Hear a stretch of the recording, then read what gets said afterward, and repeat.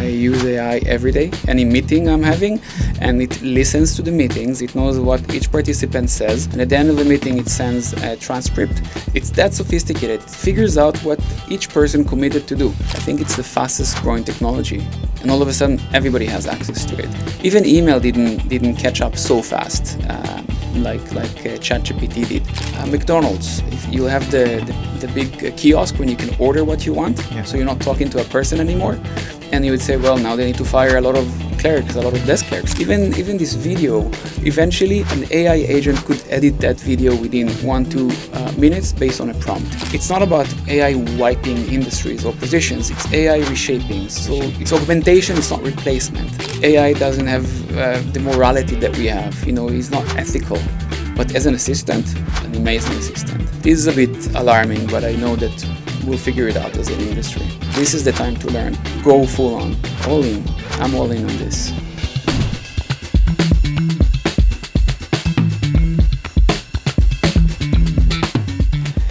Good morning. I'm Roderick De La Cruz, the business editor of Manila Standard.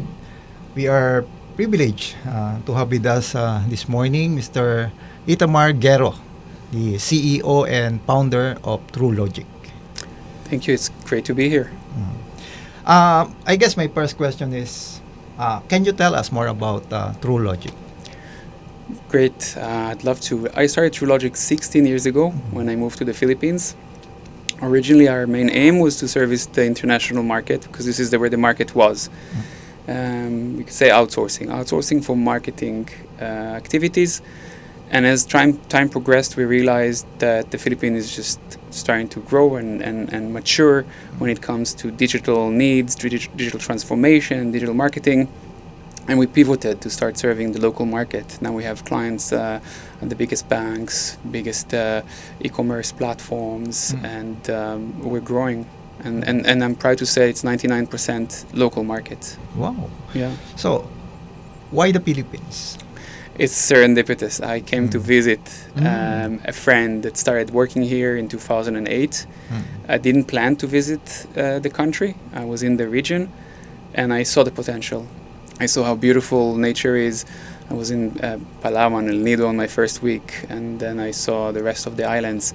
And I decided that not just the nature and how nice the people are, also the potential is huge. Everybody speaks English. I could find programmers here. I'm a programmer myself. Let me come and start and try and do something. So in a way, it's like one of the oldest, the original digital nomads. That was 2008. So 2009, I moved here officially and started TrueLogic. So what products or solutions or services do you provide? Great question. We do everything around your website, your online presence, your IT online. So search engine optimization, paid media, social media, web design.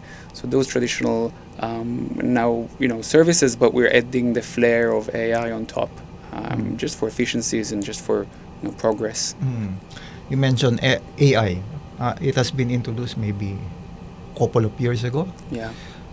Has this changed the way businesses conduct or operate? 100%. So let's say that the AI that we know with ChatGPT and all those developments, let's call it modern AI or AI 2.0. Originally, the AI that we don't know, the machine learning, was introduced in the 50s even. But then it was very specific. It was very domain specific. You could solve one problem, and it was costly, and it was very complicated to activate, like forecasting weather, traffic control, but it was not accessible to the general public. And I think a few years ago, with Google's invention of the transformer technology, transformers, and this is the T in ChatGPT, all of a sudden we realize as just laymen how powerful AI is. And then it came into every business, and every business all of a sudden had the ability to chat with the AI, which is a big change. So this is why I would call it AI 2.0, because now we can chat with it. OpenAI or ChatGPT got 200 million users in no time, in a matter of a month or two, and that's unprecedented. I think it's the fastest growing technology, and all of a sudden everybody has access to it. Even email didn't catch up so fast like ChatGPT did. So on the back office, on people for their own productivity being able to use AI, I think it brought a big change to how people think. Now, how would it work for companies? It's still to be seen. I'm a big believer. And I didn't jump on the bandwagon of blockchain or NFTs or all those things. But the second I put my hands on ChatGPT and tools like Perplexity and Runway and Midjourney, my mind was blown. It's just the beginning. You started as an SEO web design company. How were you able to diversify into more solutions to become a fully digital marketing company? I think it was our clients that just liked what we did, and they asked for more solutions, and that was kind of a natural progression. And they're asking for more. As a business owner, you need to know when to say, this is the perimeter that we're willing to play with, and this is what we're not planning to be good at. You can be good at whatever you decide, but we decided to stay on the technical side, which I think unlocks a lot of opportunities with data and analytics and AI. We want to be known for that versus the creative work, the more commoditized part of the business. How can AI drive the growth or transformation of companies in the Philippines? And it's a very loaded question because I'll separate it into three layers. First of all, the front of the office, meaning when clients or when users see your brand and they interact with it through customer support or chatbots, when they see your marketing campaigns, this is what they see. AI could already transform businesses, things that were not accessible before, like creating videos on the fly, like creating beautiful imagery that took long hours and expensive creatives, are now could be at the forefront of a small business with $20 subscription, right? And then there's the back of the house. It's everything that is your processes, digital processes. How do you improve your internal capacity to do more with less? I know now that there's an economic, a bit of an economic shrinkage looming, and maybe not in this region, but in the United States, companies are looking to do more with less, and this is exactly AI or generative AI. So this is the back of the house. And then there's the individual within the company. Are you still sitting and ideating, or are you just going to Perplexity or to ChatGPT and you're asking it for ideas? Are you summarizing? Are you creating presentations bit by bit, or are you using tools to do so? And there's so much more utilization of AI, and every day we see new solutions, and that on the individual productivity, I think that companies should train and enable more of their individual productivity through their staff, and that then translates into the back of the house and then into the front of the house. But it has to start at the grassroots. I think playing around with it, paying subscriptions for those tools are a key to unlock productivity in a business. In terms of marketing, how can AI enhance the marketing strategies of companies? So strategy, anything about strategy, research, market research, which is not like a commercial market research, something that's like a quick turnaround market research, quick turnaround strategy and planning could all be done right now with AI. Then it goes to execution, from graphics, from writing, copywriting. There's still the edge of AI does what it saw before, so it kind of regurgitates. So you'll not have like an award-winning creative campaign, but if you have a lot of small campaigns, AI could help you strategize and execute them. Not to mention the fact that everybody that works with the platforms like Meta's ads and Facebook, Instagram, and Google ads is already working with machine learning, which is AI at the end of the day is a lot of machine learning, because your ads are now being targeted automatically by Facebook, by Google. Yeah, it's the Advantage Plus and Google PMax. They do it by default, and you don't need to work as hard as before. You mentioned how powerful AI is. But are there ethical considerations that businesses should look at when it comes to using AI? Businesses and governments and individuals. I just read the other day, and it's very interesting that someone went to Spotify and uploaded a lot of music that was generated by AI, and then built a network of bots to listen to that music and raked millions of dollars in royalties. And that's like just one person, just using that novel technology. So you think about it, if that one person can do that, and this technology is pretty much open source or accessible, this is not like military-grade technology, although it has the power of military-grade technology. I do think that there's a need to kind of look at the ethical aspect of it. But for me, as a business, I'm a libertarian in that sense. I think that businesses should business. I should use the tools, I should do whatever I can to get an advantage in the market. If the government tells me as a business, you can or you can't do certain things, I'll oblige. I'll give you an example. If you ask for customer support or advice and a chatbot answers, and now you can't recognize whether it's a human or a customer support, I do believe that if it's AI, it should identify it as AI. Because when you think about it, right now it's simple chat support, but when it comes to medical diagnostics, when it comes to all things, sort of things that you don't want hallucinations, there should be a disclosure that says, this decision was made by AI. This chat is talking to you, maybe even voice soon, is an AI. So I don't think that the businesses necessarily, because businesses always want to get an edge. I think legislation should come from governments, yeah. And sooner than later, because we see all those little scams and all sorts of deep fake, and it's going to go bigger and stronger soon. AI also comes at a cost, Right. in terms of pricing. But will this widen the gap between big businesses and small businesses? I will say that off the bat, what comes to mind is that, again, for a $20 subscription, anybody could have a chat GPT access. And the OpenAI API, which is the underlying engine for ChatGPT, is also pretty cheap. And because there's fierce competition in the market between who's the better LLM, they're dropping prices. So I think small businesses have access.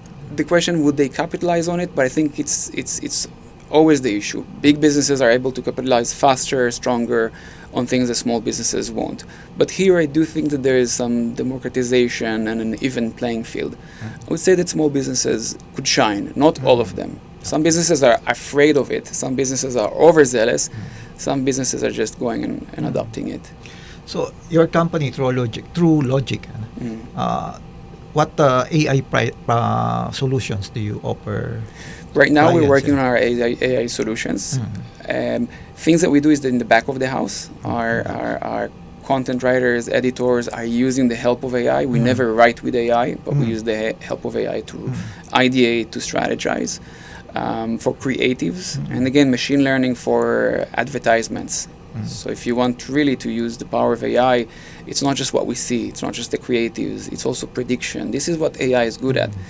Even a large language model is a prediction. It's just prediction of what the next word should be. So it's predicting. So your company right now is a digital marketing company. Yes. And you help companies in their marketing strategies, or? Right, and we help them with anything that's numeric, everything that's ROI driven. For example, we have a big bank. They come and say, hey, this is how much it costs us to acquire a new credit card application. We would like within a year to drop it by half. And we sit and we strategize, how could we do it? Whether there's an AI as part of it or not, this is by the strategist. But at the end of the day, we solve business problems. I'll say this because companies come to us and say, what can you do for me with AI? And I find this question strange because it's like coming and asking, what could we do with email? Or what could we do with a smartphone? AI is just a technology. Yeah. And if you define the problem really, really well, AI could help you get there. But it starts with defining a problem and finding the right tools, and that's what we do. So we have big business problems, and they're usually and ideally should be numerical, and we help companies solve them. How big is your team right now? We have 50 people 50 in TrueLogic, people. yeah, full-time in-house, yeah. So Pretty you large. have programmers, web designers? We have all of the above. When it comes to the hardcore programming, it's either me or an external team that would do that, an R&D team. But when it comes to web design, we have our internal teams, yeah. Do you think that AI can help SMEs or even micro enterprises take advantage of that and find new markets? AI again is a solution, and the question is, what is the problem? I think the problem of visibility when you're far in the province, and maybe you don't have access to a studio to take good photography of your product, which AI could solve. But let's take it a step back. For us, over 10 years ago, we started a campaign called Digitize the Philippines in TrueLogic. We saw the need, and we worked with DTI. We saw the need of small sellers to learn digital tools, to learn how to go online, to learn how to find potential exporters, potential clients, collaborators online. I think going back to basic, just the smallest digital transformation for those different sellers in the different parts of the country could already unlock a big opportunity. It's up to them. And then if when it comes to running a small campaign, even creating simple flyers, right? Because digital transformation is just not just AI. When I go to small sellers and they accept Gcash, for me that's mind-blowing. That didn't exist, 2-3 years ago. Digital transformation and the AI is the icing on top, I would say. Yeah. There's a lot of AI in the back end of Gcash, and AI, remember, it's machine learning, it's prediction, so predicting fraud, predicting issues before they happen.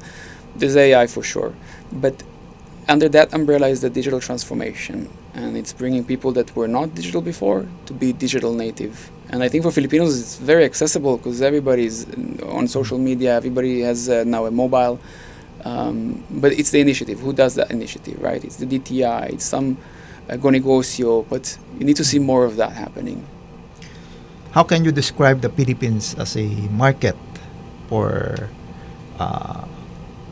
international companies?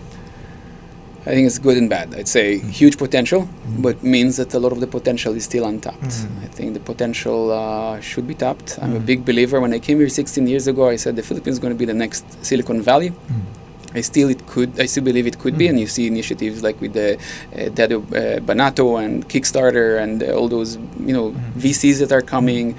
But I still feel there's a lot left to be desired. I think. Can we also take advantage of AI in this area, or? Yes, I think so, because it's so novel. I think that attracting talent, that giving some grants, giving some leeway, investor visas, whatever it is, like find the mechanism to attract the talent, to attract the knowledge.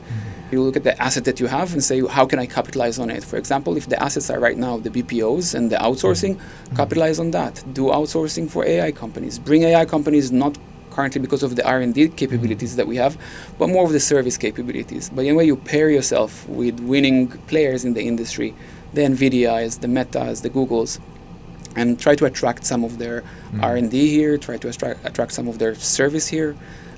Because it's anybody's game at this point, AI, and you see companies emerging right, left, and center. I think that if the Philippines made itself attractive to those companies, like they do for some fintechs, so AI companies, they could unlock a big potential. Southeast Asia is still not there. You mentioned about BPOs. What do you think can we do to prevent the loss of jobs in BPOs, call centers, and not be replaced by AI? McDonald's. If you went to McDonald's, I don't know if here, but in other countries, you'll have the big kiosk when you can order what you want. Yeah. So you're not talking to a person anymore. And you would say, well, now they need to fire a lot of clerks, a lot of desk clerks. Yeah. But what happened is that the throughput became so much larger that all of a sudden you need more people in the back of the house. You need more people in the kitchen. You need people in the supply chain, because now you can intake more people.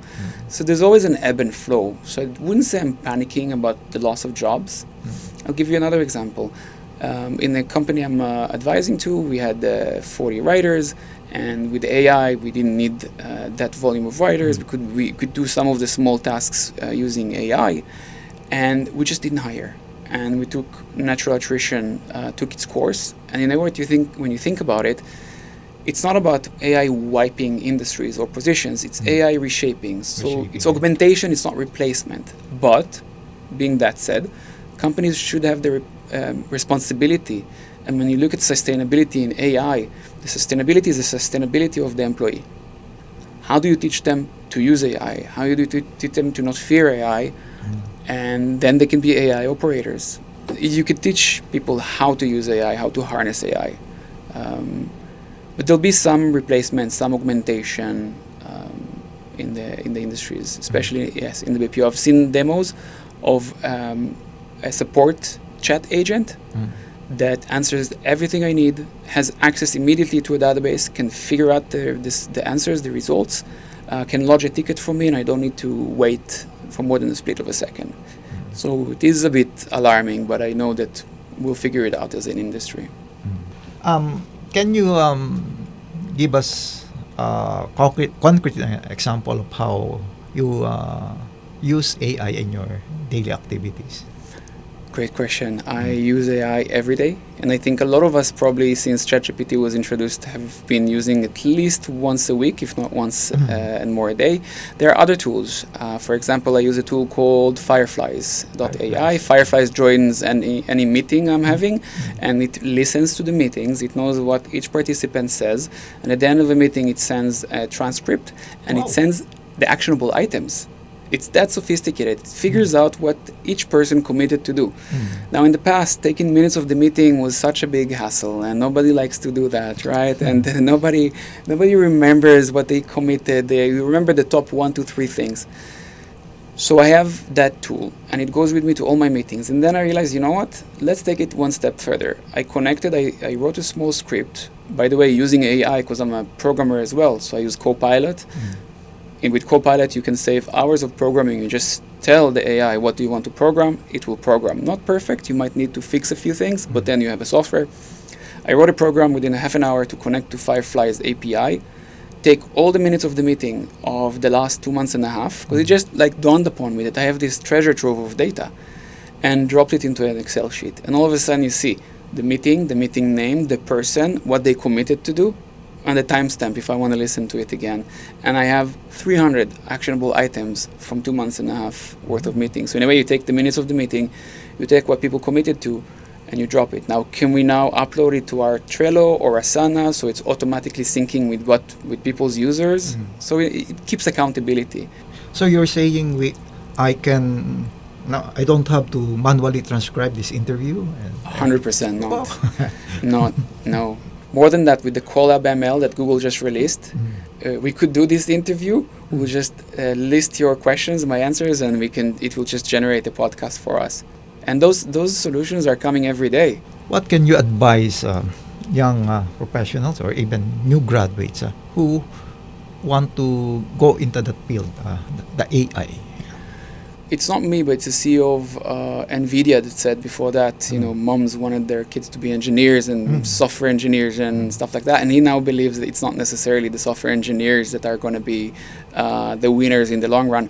And I see it because with Copilot and different tools now, softwares are being written for me.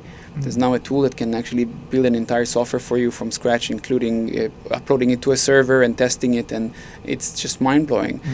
So you don't have to start from know scratch. How to do it. Yeah, but I mean, when I started from scratch, we did assembler and C and all sorts of languages that are very core languages. But now nobody really goes after these languages. If you want to be commercial, if you want to start a business, if you're an entrepreneur, you go to the more the script languages like PHP and Ruby on Rails and all sorts of stuff. And that's a layer that will be having another layer on top of it, because now AI will do that for you. So you don't need to necessarily access what's under the hood. In a way, you want to win a race, you want to drive the race car, you need to know how to drive. You don't need to know how to build the engine, right? And the engine is now cheaper and faster to build. So it's anything around machine learning, AI. I don't want to call it prompt engineering because I think it's so novel that will change as well. But it's working with AI, yeah. In your 16 years of operating TrueLogic, so you have gained some insights or knowledge on how to sustain the business. What can you advise startups or young entrepreneurs? Startups and young entrepreneurs. So I've been here for 16 years, and I had people that worked with me, and then they went on and did their own thing, sometimes in another country. And I'm very proud of them, and it's great to see that when they come from an entrepreneurial kind of company, it gets their mind running. I can do that myself. Hey, if Itamar can do that, I can do that. And it's fair game, fair play. I would say don't do it abroad. Don't try to escape because this country is on such a boost. And yes, starting now, doing it now, so start now. The younger you are, the less risk you're taking. You don't have kids, you don't have big bills to pay. Just do it. Do it ASAP, fail fast, right? The second thing is, I'd say anything that you're an expert in or you're in the field in. If you're in the field of broadcasting, try to do something around broadcasting. Try to pair AI and broadcasting. Yeah. Anything that you're familiar with, that'll be a good starting point. But the bottom line for me is always start. I'm always eager to start, eager to try new things. You can also use AI even in agriculture, right? For sure.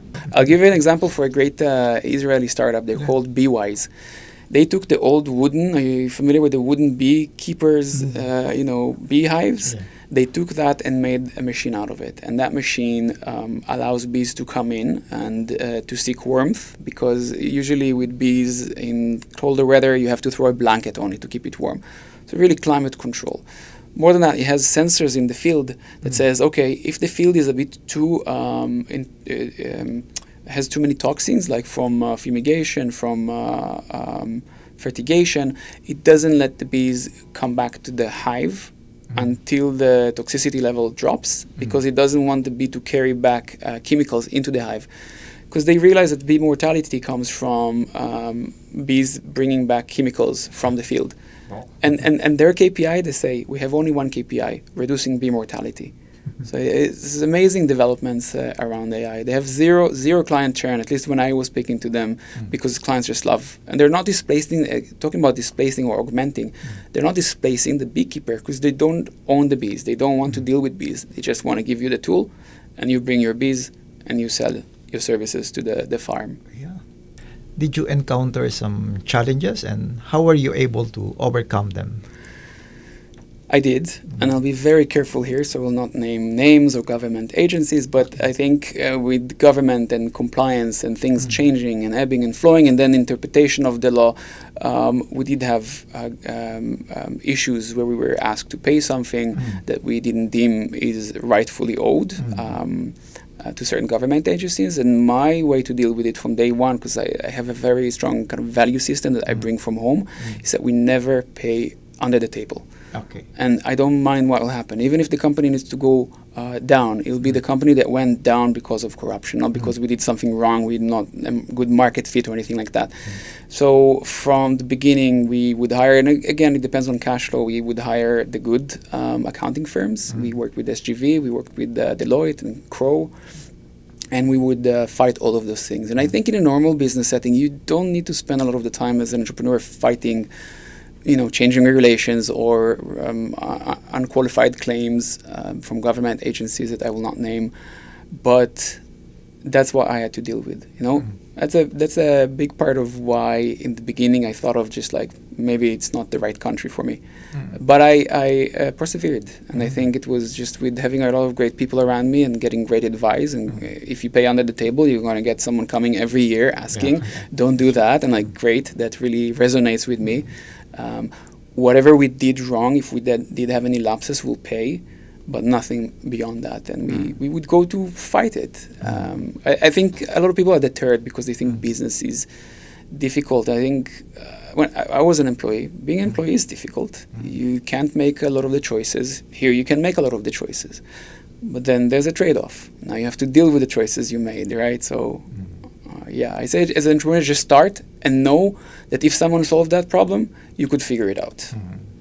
What else would you like to share with our readers and social media followers? I'll be honest, I'm not the world's greatest AI expert to talk about AI, but because it's so novel, this is the chance for people to go study, do a certification, read online, and be part of this movement. I wouldn't advise it when it was the blockchain era and was different eras, but this era, it's going to be transformational for how we work.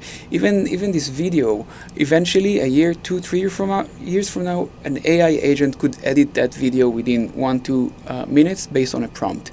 And I think learning to work with that and learning to harness it versus fearing it or pushing it is beneficial. This is the time to learn. This is time to open kind of the learning flower and go full on. All in. I'm all in on this. Thank you, Mr. Itamar Gero, the founder and CEO of TrueLogic.